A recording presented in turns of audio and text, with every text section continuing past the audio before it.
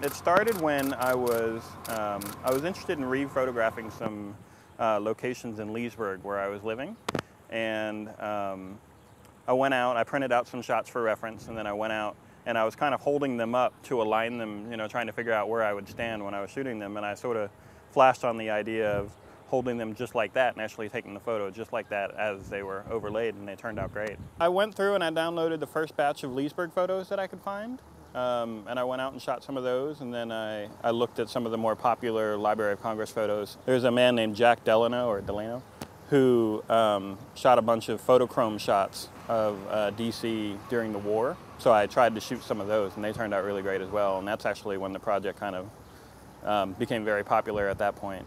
And so I started a photo group after that, and we've got now 4,000 members and 2,000 submissions in the group on the photo sharing site Flickr.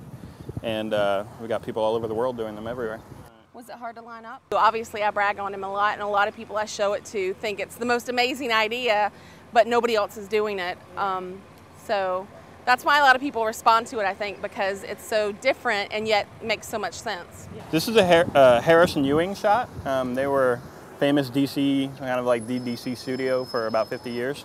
And they donated their archives, or basically all of their shots, to the Library of Congress when the business closed, I think in the mid-50s. But they're not dated. In fact, they're not really captioned. This is just captioned as Child as Liberty.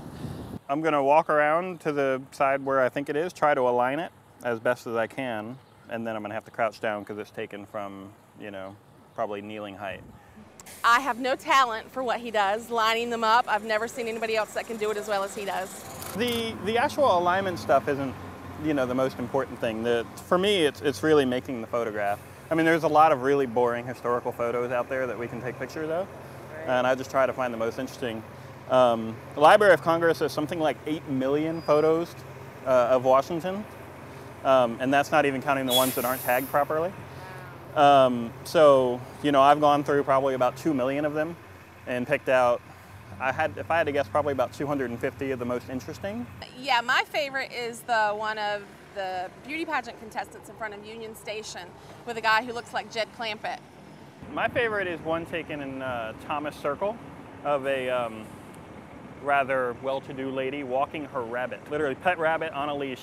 It's fantastic. I'm not really a photography buff or a history buff. I'm just there to keep him from getting run over.